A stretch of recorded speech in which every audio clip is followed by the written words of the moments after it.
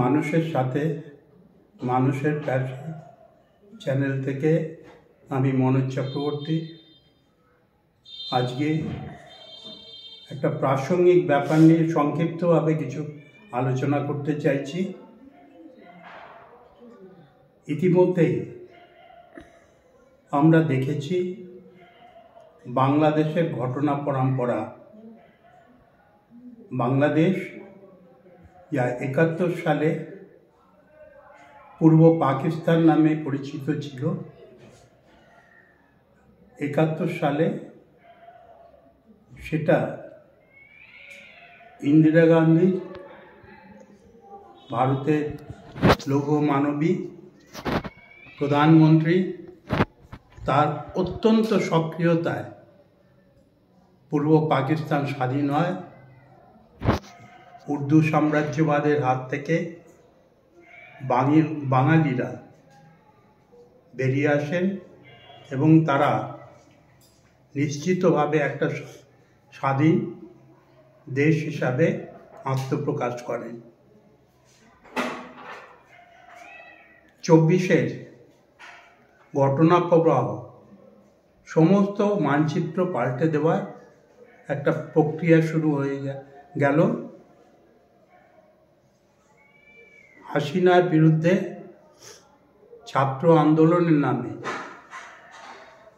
জামাত, BNP এবং উগ্র মৌলবাদীরা একত্রিত হলেন এবং সেই একত্রিত হওয়ার ফলস্বরূপ শেখ হাসিনাকে বাংলাদেশের প্রধানমন্ত্রিত্ব ছেড়ে ভারতবর্ষে আশ্রয় নিতে হলো।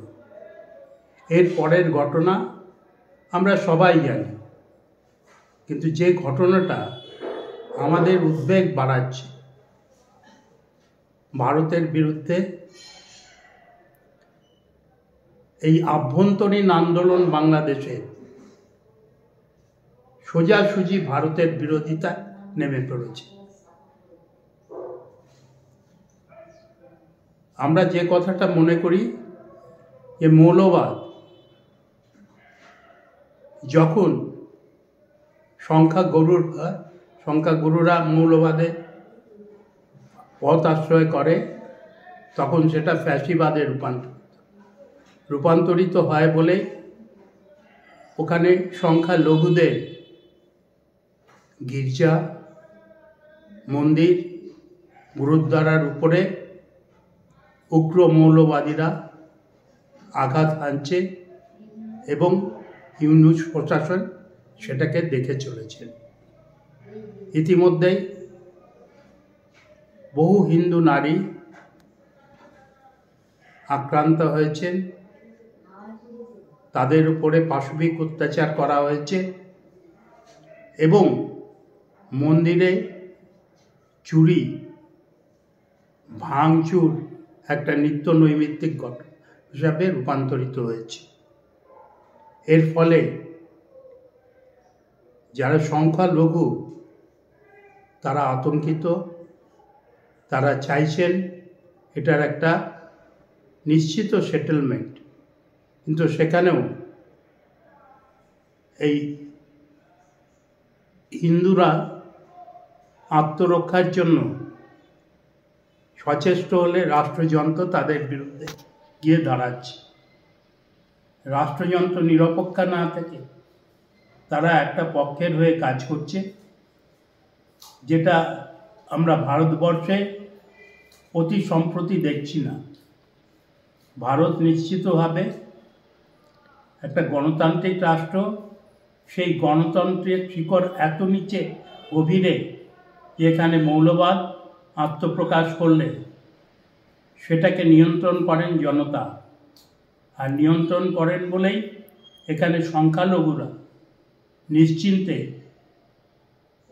আমরা দেখি যে তারা বসবাস করছেন, তাদের ধর্ম পালন করছেন এবং সৌহার্দ্যের বাতাবরণ তৈরি হচ্ছে। এর জন্য মৌলবাদ সম্পর্কে একটা স্পষ্ট ধারণা মানুষের কাছে থাকা উচিত। সংখ্যাগুরুর মৌলবাদ অর্থাৎ যারা জাতিগত দিক থেকে সংখ্যায় অনেক বেশি। তারা মৌলবাদী হলে ফ্যাসিজম চলে আসে, যেটা বাংলাদেশে হচ্ছে। আজকে মহিলাদের উপরে ব্যাপক অত্যাচার, এবং তার পাশাপাশি মসজিদে আজান হচ্ছে, মন্দিরে ঘণ্টা ধ্বনি হতে দেবো না, এই মানসিকতা। গির্জায় কোনো প্রেয়ার করা যাবে না, এই মানসিকতা নিয়ে আছে বাংলাদেশের মৌলবাদ আক্রমণ করছে সংখ্যালঘুদের উপরে। এমনকি আইনগত অধিকারও সেখানে দেওয়া হচ্ছে না। এর ফলে যদি সংখ্যালঘুরা একটু রুখে দাঁড়ান, তারও ব্যতিক্রম করছে রাষ্ট্রযন্ত্র। এখন আরেকটা দিক হতে পারে, যেটা আমরা তাত্ত্বিকভাবে বলে থাকি, সংখ্যালঘুরা যখন আক্রান্ত হয় তখন তাদের কাছে আত্মরক্ষাটা বড় কথা হয়ে দাঁড়ায়, এবং সেই আত্মরক্ষার তাগিদে যদি তারা বিচ্ছিন্নতাবাদী আন্দোলন করে, তখন তার দায় কিন্তু যারা সংখ্যাগুরু তাদের উপরেই বর্তায়। বাংলাদেশ আজকে কোথায় যাচ্ছে? অর্থনৈতিক দিক থেকে বিপর্যস্ত হয়ে পড়ছে বাংলাদেশের মানুষ। আর ইউনূস প্রশাসন সেই দিক থেকে মুখ ঘোরাবার জন্য উগ্র হিন্দু বিরোধিতা চালু করেছেন, সংখ্যালঘু বিরোধিতা চালু করেছেন, এবং বর্ডারেও আমরা তার পরিষ্কার ছায়া দেখতে পাচ্ছি। আমরা যারা সাধারণ নাগরিক, তারা সুরক্ষা চাইছি সংখ্যালঘুদের, এবং অবিলম্বে ইউনিট সরকারের এই কার্যকলাপ বন্ধ করার দাবি করছি। এইটুকুই আজকে এই অবস্থায় বাংলাদেশ ভারতকে আবার একটা বড় ভূমিকা নিতে বলে আমি মনে করি। সবাই ভালো থাকবেন। যদি ভালো লাগে সাবস্ক্রাইব করবেন, লাইক দেবেন। ধন্যবাদ।